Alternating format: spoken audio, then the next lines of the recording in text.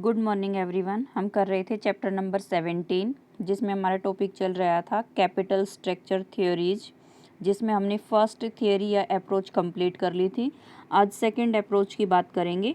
Second approach है net operating income approach. Net operating income approach as suggested by David Durand. Net operating income approach opposite to the net income approach. इस approach के according जो capital structure decision है एक firm का, वो valuation of firm के लिए irrelevant होता है। इरिलीवेंट मीन्स कैपिटल स्ट्रक्चर, एक कंपनी के कैपिटल स्ट्रक्चर में चाहे कोई भी चेंज किया जाए, उसका effect market value of the firm पे नहीं पड़ता। क्लियर भाई? कैपिटल स्ट्रक्चर का मतलब डेट्स और इक्विटी में चाहे कोई भी चेंजिंग करे, उसका इफेक्ट उस फर्म की वैल्यू के ऊपर नहीं पड़ेगा।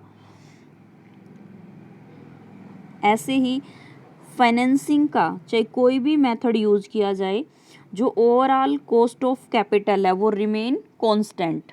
Means financing method means debts और इक्विटी का चाहे कोई भी मिक्स यूज करें।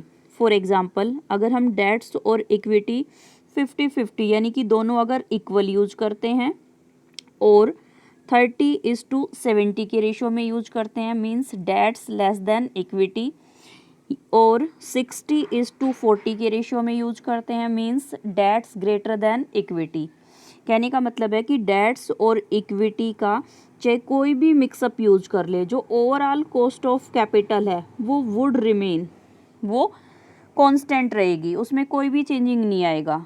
तो इसका मतलब क्या हुआ कि एक फर्म की total value, market price of equity share और ओवरऑल कॉस्ट ऑफ कैपिटल, ये तीनों चीज़ें, ठीक है, डिग्री ऑफ लिवरेज से इंडिपेंडेंट है। मीन्स डिग्री ऑफ लिवरेज में चेंजिंग का इन तीनों पर कोई भी इफेक्ट नहीं पड़ेगा।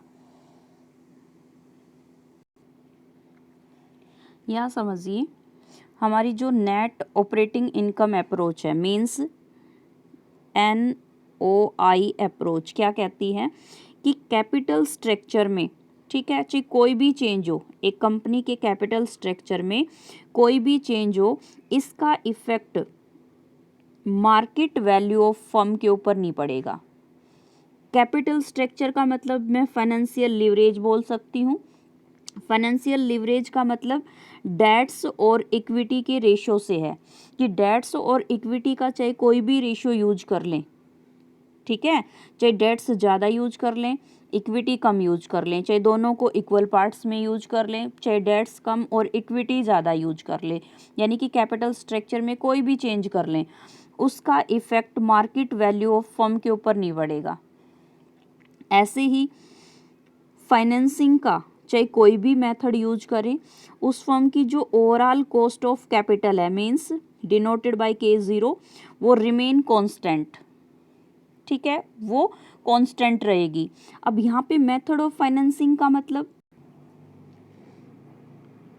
मीन्स डेट्स और इक्विटी के मिक्सअप से है, यानी कि डेट्स कितना यूज करेंगे और इक्विटी कितना यूज करेंगे, चाहे कोई सा भी रेशियो यूज कर लें, चाहे दोनों को इक्वल यूज कर लें, ठीक है, या 30:70 के रेशियो में यूज कर लें, means debts less than equity use कर लें, या 60:40 के रेशियो में यूज कर ले, means debts greater than equity use कर ले, जो ओवरऑल कॉस्ट ऑफ कैपिटल है वो रिमेन कांस्टेंट। मेन ये रहेगा। अच्छा, ये भी ध्यान रखोगे, जो ये अप्रोच है इसकी अजम्पशन क्या है कि फंड के ओनली 2 ही सोर्सेज हैं, 2 ही सोर्सेज से एक फर्म अपनी require finance, means total capital को इन दोनों फंड के थ्रू ही रेज कर सकती है, 2 ही सोर्सेज है उसके पास।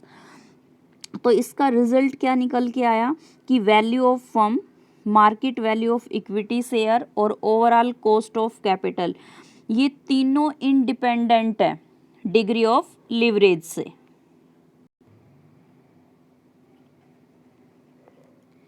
नेट इनकम अप्रोच के अकॉर्डिंग NOI अप्रोच क्या कहती है कि कॉस्ट ऑफ इक्विटी, ठीक है, denoted by KE, increase with the increase in the financial leverage, यानी कि फाइनेंशियल लिवरेज के इंक्रीज करने पर जो कॉस्ट ऑफ कैपिटल है वो इंक्रीज होती है। यहाँ पे फाइनेंशियल लिवरेज को इंक्रीज करने का मतलब डेट्स इंक्रीज करना, यानी कि डिबेंचर इंक्रीज करना। ठीक है, तो क्या रिजल्ट निकलेगा, डिबेंचर के इंक्रीज करने पर जो कॉस्ट ऑफ इक्विटी है वो इंक्रीज होगी।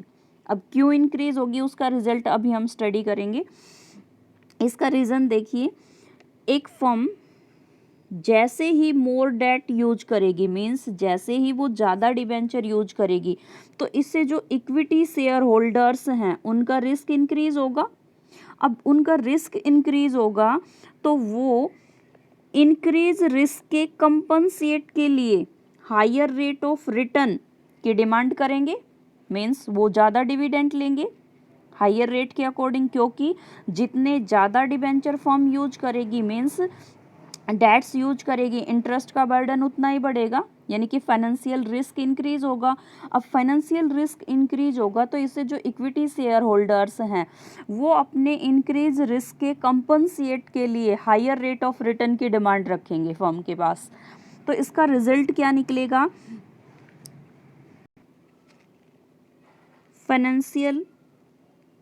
फाइनेंशियल लिवरेज के इंक्रीज होने पर जो कॉस्ट ऑफ इक्विटी है, मींस के वो इंक्रीज होगी, बट जो कॉस्ट ऑफ डेप्ट है, ठीक है, डिनोटेड बाय KD, वो रिमेन कांस्टेंट।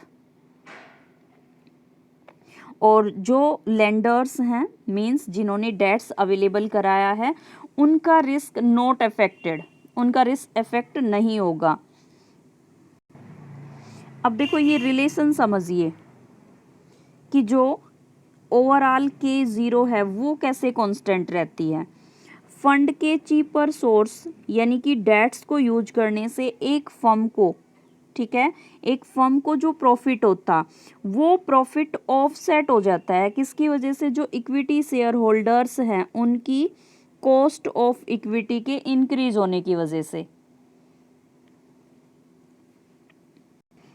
तो इसका इफेक्ट क्या होगा, इससे उस फर्म की जो ओवरऑल कॉस्ट ऑफ कैपिटल है, मींस K0, वो रिमेन कांस्टेंट, यानी कि फाइनेंशियल लिवरेज की चाहे कोई भी डिग्री यूज कर लें, जो ओवरऑल कॉस्ट ऑफ कैपिटल है K0 वो रिमेन कांस्टेंट। उसका रीज़न मैंने आपको बता दिया कि चीपेस्ट सोर्स यानी कि डेट्स को एक फर्म जितना ज़्यादा यूज करेगी उसका प्रॉफिट इंक्रीज होगा, बट ज़्यादा डेट्स यूज करने से जो इक्विटी शेयर होल्डर्स हैं उनका फाइनेंशियल रिस्क इंक्रीज हो रहा है। फाइनेंशियल रिस्क इंक्रीज होने का मतलब इंटरेस्ट की पेमेंट का जो बर्डन है वो बढ़ेगा, यानी कि रिस्क इंक्रीज होगा। अब रिस्क इंक्रीज होगा तो वो उसके कंपनसेट के लिए हायर रेट ऑफ रिटर्न की डिमांड करेंगे। तो इस तरीके से चीपेस्ट सोर्स फंड के चीपेस्ट सोर्स यानी कि डेट्स को यूज करने से जो प्रॉफिट हुआ था उसको किस में यूज कर लिया जाएगा, इक्विटी शेयर होल्डर्स को हायर रेट ऑफ रिटर्न की पेमेंट करने में। तो overall cost of capital remain constant. हाँ जी, फिर ये समझिए इस अप्रोच के अकॉर्डिंग जो वैल्यू ऑफ फर्म है, वैल्यू ऑफ फर्म को ओवरऑल कॉस्ट ऑफ कैपिटल के बेसिस पे मेजर किया जाता है। अब जब overall cost of capital constant है तो value of firm also remain same. तो वैल्यू ऑफ फर्म भी क्या रहेगी, सेम रहेगी, मीन्स कांस्टेंट रहेगी।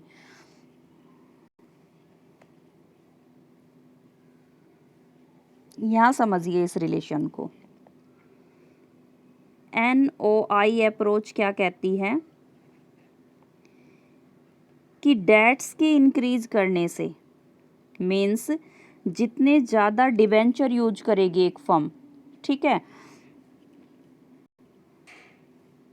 तो इसकी जो KD है वो तो कांस्टेंट रहेगी, बट जो KE है वो इंक्रीज होगी, और ये दोनों सेम रेशो में इंक्रीज होगी। यानी कि एक फर्म जितने ज़्यादा डेट्स डिबेंचर यूज करेगी, ठीक है, जिस रेशो में वो इंक्रीज करेगी ना, सेम रेशो में जो KE है वो भी इंक्रीज होगा, बट जो KD है वो कांस्टेंट रहेगा। अब क्यों इंक्रीज होगा, ये रीज़न मैंने आपको पहले भी बताया, क्योंकि ज़्यादा डेट्स यूज करने से उस फर्म के ऊपर जो इंटरेस्ट पेमेंट का बर्डन है वो इंक्रीज होगा। ठीक है। तो इससे जो इक्विटी शेयर होल्डर है, जो उनका फाइनेंशियल रिस्क इंक्रीज हुआ है, वो उसके कंपनसेट के लिए हायर रेट ऑफ रिटर्न के अकॉर्डिंग डिमांड करेंगे। मीन्स उनको ज़्यादा डिविडेंड पे करना पड़ेगा। इक्विटी शेयर होल्डर्स को ज़्यादा डिविडेंड पे करने का मतलब जो उनकी KE है वो क्या होगी, इंक्रीज होगी। अब फंड का जो हमारे पास चीपेस्ट सोर्स था, डिबेंचर फंड का चीपेस्ट सोर्स है, तो इसको यूज करने से फर्म के जो प्रॉफिट इंक्रीज हुए हैं वो ऑफसेट हो गए। क्यों ऑफसेट हो गए? क्योंकि जितने से प्रॉफिट इंक्रीज हुए थे उनको कहाँ यूज कर लिया, इक्विटी शेयर होल्डर्स की जो कॉस्ट इंक्रीज हुई थी उसकी पेमेंट के लिए यूज कर लिया। तो इन दोनों का क्या इफेक्ट हुआ, इससे उस फर्म की जो ओवरऑल कॉस्ट ऑफ कैपिटल है, मींस मैं डिनोट कर रही हूँ K0 से, वो भी क्या रहेगी, कांस्टेंट रहेगी। ठीक है। और इसमें एक फर्म की जो वैल्यू है उसको ओवरऑल कॉस्ट ऑफ कैपिटल के बेसिस पे मेजर किया जाता है। एक minute, overall cost of capital क्या रहती है, कांस्टेंट, और जो वैल्यू ऑफ फर्म है उसको किसके बेसिस पे मेजर किया जाता है, ओवरऑल कॉस्ट ऑफ कैपिटल के बेसिस पे। जब overall cost of capital constant है तो वैल्यू ऑफ फर्म भी क्या रहेगी, कांस्टेंट रहेगी। ठीक है। इस रिलेशन को हम डायग्राम के थ्रू समझेंगे। हाँ जी, OX एक्सिस पे डिग्री ऑफ लिवरेज को रिप्रेजेंट किया गया है और OY एक्सिस पे कॉस्ट ऑफ कैपिटल को रिप्रेजेंट किया गया है। अब इस अप्रोच की कुछ एजम्पशंस है वो देखिए। First assumptions, KD less than KE, और नॉर्मल केस में भी यही होता है, जो KD की कॉस्ट है वो KE के कंपैरिजन में लेस देन होती है। ठीक है। सेकंड, कितना भी डेट्स यूज कर लें, जो डेट्स के लेंडर्स हैं उनका रिस्क चेंज नहीं होगा। थर्ड एजम्पशन, टैक्स एग्जिस्ट नहीं करता मार्केट में। ठीक है। फोर्थ एजम्पशन, कि फर्म के पास फाइनेंस मींस फंड के ओनली 2 ही सोर्सेज हैं, और वो कौन से हैं, डेट्स और इक्विटी। अब ONOI अप्रोच का रिलेशन देखिए। हाँ जी, स्टार्टिंग में जब डिबेंचर की कॉस्ट, मैं इसको नेम दे देती हूँ ON, जब डिबेंचर की कॉस्ट ON है, ठीक है, तो उस टाइम जो KE है यानी कि जो इक्विटी की कॉस्ट है वो कितनी है, OM, यानी कि ये। अब देखो जैसे जैसे डेट्स को फर्म इंक्रीज करती जाएगी, जैसे स्टार्टिंग में तो इतना यूज कर रही है, फिर मैं मान लेती हूँ उसने इंक्रीज करके ये यूज किया, ठीक है, ON से फर्म कहाँ पे पहुँच गई, ON1 पे पहुँच गई, तो वो डेट्स को इंक्रीज कर रही है, ज़्यादा डेट्स यूज कर रही है। अब जैसे जैसे वो ज़्यादा डेट्स यूज करेगी तो इससे जो इक्विटी शेयर होल्डर है उनका रिस्क इंक्रीज होगा। जैसे ही उनका रिस्क इंक्रीज होगा तो वो हायर रेट ऑफ रिटर्न की डिमांड करेंगे, यानी कि कॉस्ट ऑफ इक्विटी इंक्रीज होगा। तो ये देखिए सेम रेशियो में इंक्रीज हो रहा है। जैसे जैसे हम ऐसे डेट्स को इंक्रीज करते जा रहे हैं तो जो कॉस्ट ऑफ इक्विटी है वो भी इंक्रीज होती जा रही है। ठीक है, ये दोनों सेम रेशियो में इंक्रीज होंगे, बट जो ओवरऑल कॉस्ट ऑफ कैपिटल है वो कांस्टेंट रहेगी। क्यों? फंड का जो चीपेस्ट सोर्स है डिवेंचर, उसको यूज करने से जो फर्म को प्रॉफिट हो रहा था उस प्रॉफिट को ऑफसेट किसने कर दिया, इक्विटी शेयर की कॉस्ट ने। भाई यहाँ पे जो प्रॉफिट हुआ वो किस में यूज हो गया, इक्विटी शेयर होल्डर्स को डिविडेंड की पेमेंट करने में, क्योंकि उनका रिस्क इंक्रीज हो गया और वो ज़्यादा डिविडेंड की डिमांड करने लग गए। तो इसका इफेक्ट क्या हुआ, जो ओवरऑल कॉस्ट ऑफ कैपिटल है यानी कि K0 वो रिमेन कांस्टेंट, और वैल्यू ऑफ फर्म किसके बेसिस पे कैलकुलेट की जाएगी, K0 के बेसिस पे, इसलिए जो वैल्यू ऑफ फर्म है वो भी क्या रहेगी, कांस्टेंट रहेगी।